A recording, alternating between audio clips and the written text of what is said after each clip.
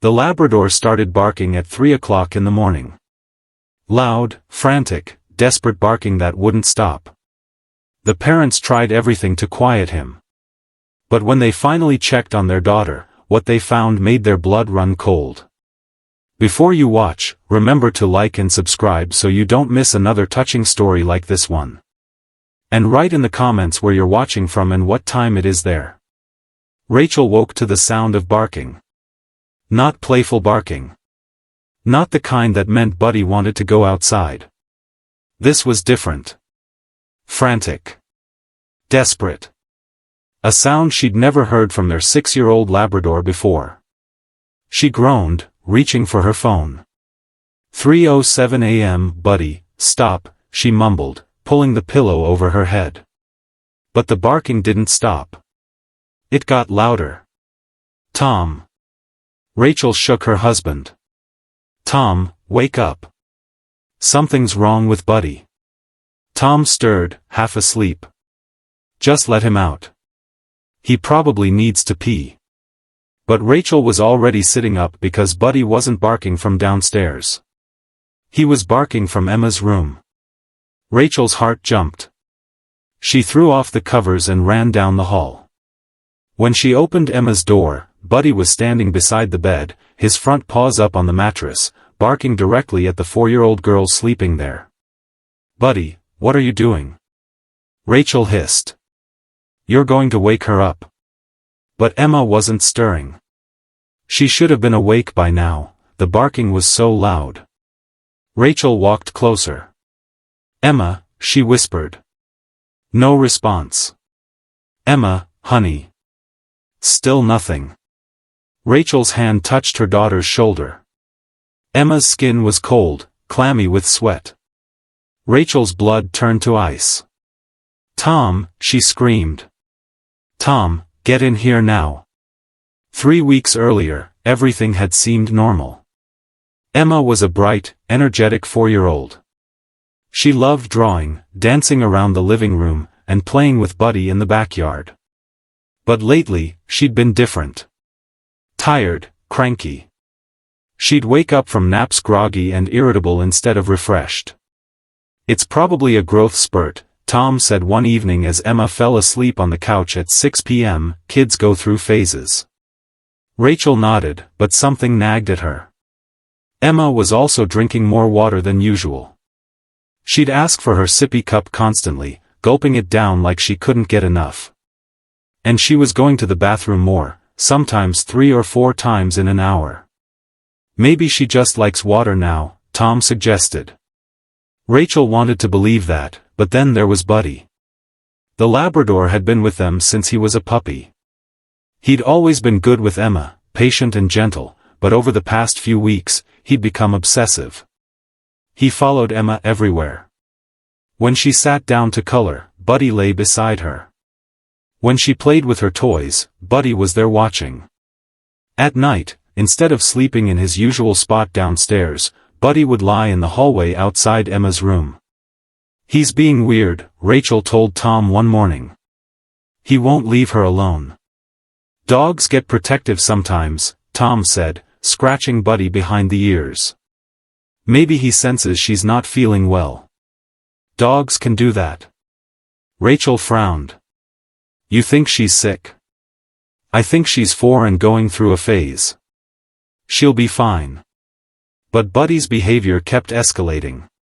He'd whine when Emma went upstairs and pace when she was out of sight. One afternoon, when Rachel was putting Emma down for a nap, Buddy scratched at the bedroom door until Rachel let him in.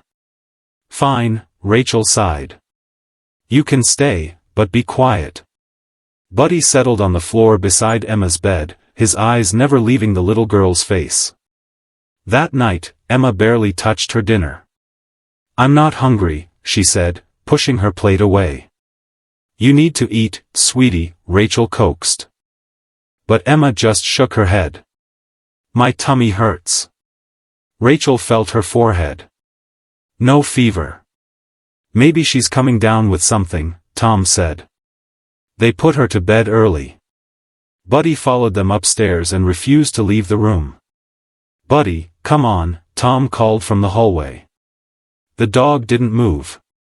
Let him stay, Rachel said quietly. He won't settle down otherwise. That night, Rachel couldn't sleep. She kept thinking about Emma, about how tired she'd been, how much water she was drinking, and how Buddy wouldn't leave her side. Something was wrong, she just didn't know what. Around midnight, Rachel got up to check on Emma. She opened the bedroom door quietly. Emma was sleeping, her small chest rising and falling steadily. And Buddy was lying right beside the bed, his head up, his eyes open, watching. "It's okay, boy," Rachel whispered. "She's fine." But Buddy didn't relax. His gaze stayed locked on Emma. Rachel went back to bed, unsettled. 3 hours later, the barking started. Now, standing in Emma's room at 3 a.m., Rachel's hands were shaking as she tried to wake her daughter. "Emma, wake up. Emma." Tom burst through the door. "What's wrong?" "She won't wake up." Rachel's voice was rising in panic. "Tom, she's not waking up." Tom rushed to the bed, his hands on Emma's face. "Emma, Emma, can you hear me?" Her eyes fluttered but didn't open. Her skin was pale, covered in a sheen of sweat. Her breathing was shallow. "Call 911, Tom said, his voice tight. "Now." Rachel grabbed her phone, her fingers fumbling. 911, what's your emergency?" "My daughter. She won't wake up. She's 4 years old. She's breathing, but she's not responding." "Ma'am, I'm sending an ambulance now." "Is she breathing normally?" Rachel looked at Emma. I think so." "Yes, but something's wrong. She's so pale." "Stay on the line with me. Help is on the way." Buddy was still barking. Not at Emma anymore, at Tom, at Rachel, like he was trying to tell them something. "Buddy, please," Rachel sobbed. "Please stop." But the dog wouldn't stop. The ambulance arrived in 8 minutes. Paramedics rushed upstairs, their equipment clattering. One of them checked Emma's pulse, her pupils, her breathing. "How long has she been unresponsive?" "We don't know," Tom said. "We just found her like this a few minutes ago." "Has she been sick recently? Any symptoms?" Rachel's mind raced. "She's been tired, drinking a lot of water, going to the bathroom a lot." The paramedic's expression changed. "We need to check her blood sugar now." He pulled out a small device, pricked Emma's finger, and waited. The number that appeared on the screen made him move faster. "We need to get her to the hospital. Her blood sugar is dangerously low." "What?" Rachel felt the room spin. "What does that mean?" "It means she needs treatment right now." They loaded Emma onto a stretcher. Rachel climbed into the ambulance with her, holding her daughter's small, cold hand. Tom followed in the car, Buddy in the back seat, still whining. At the hospital, doctors worked quickly. They inserted N4, administered glucose, and ran tests. Rachel sat in a plastic chair, numb, watching through the glass as strangers surrounded her little girl. An hour later, a doctor came out. "Your daughter has type 1 diabetes," she said gently. "It's an autoimmune condition where the body doesn't produce insulin. That's why her blood sugar dropped so dangerously low tonight." Rachel couldn't speak. "The symptoms you described, excessive thirst, frequent urination, fatigue, those are all signs. This condition can develop quickly in children." "Is she going to be okay?" Tom asked, his voice breaking. "She's stable now. We caught it in time." But the doctor paused. "If you'd waited even 10 more minutes before calling for help, we might not have been able to save her." Rachel's legs gave out. Tom caught her, holding her up as the words sank in. 10 more minutes. They almost lost her. "How did you know to check on her?" the doctor asked. Rachel looked at Tom, then back at the doctor. "Our dog," she said quietly. "Our dog wouldn't stop barking." The doctor smiled softly. "Dogs can sense changes in blood sugar. Some are even trained as diabetes alert dogs. Sounds like yours has that instinct naturally." Rachel thought about Buddy, about how he'd been acting for weeks. How he wouldn't leave Emma's side. How he'd refused to settle down. He'd known. He'd been trying to tell them, and they hadn't listened. Later that morning, after Emma was moved to a regular room and finally woke up, confused but okay, Tom went home to get Buddy. When the Labrador walked into the hospital room, his tail started wagging immediately. He walked straight to Emma's bed, his nose sniffing her hand gently. Emma smiled weakly. "Hi, Buddy." The dog's tail wagged harder. Rachel knelt beside him, burying her face in his fur. "You saved her," she whispered.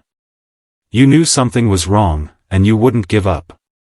You saved our little girl." Buddy licked her face once. Over the next few weeks, Emma adjusted to her new reality. Insulin injections, blood sugar monitoring, a whole new routine. But Buddy never left her side. He learned her new schedule. He watched when Rachel checked Emma's blood sugar. He stayed close during insulin injections.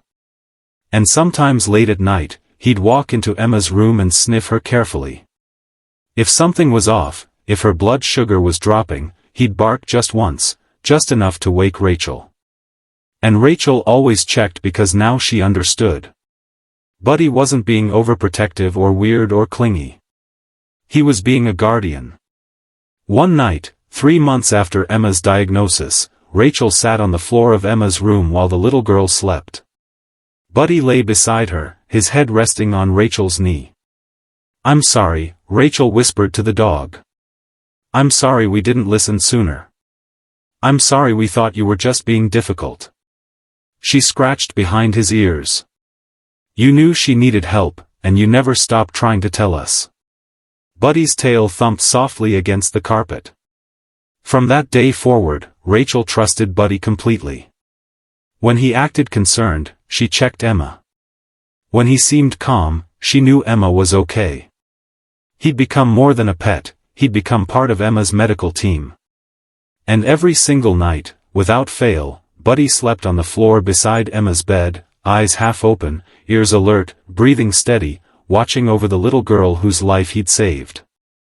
Always. Did you enjoy this story? If your dog started barking at 3 a.m. and wouldn't stop, would you check on your child right away? Yes or no? Let us know in the comments below if you like the story. Subscribe to this channel and leave a like. Thanks so much for listening. See you in the next video. Have a great day.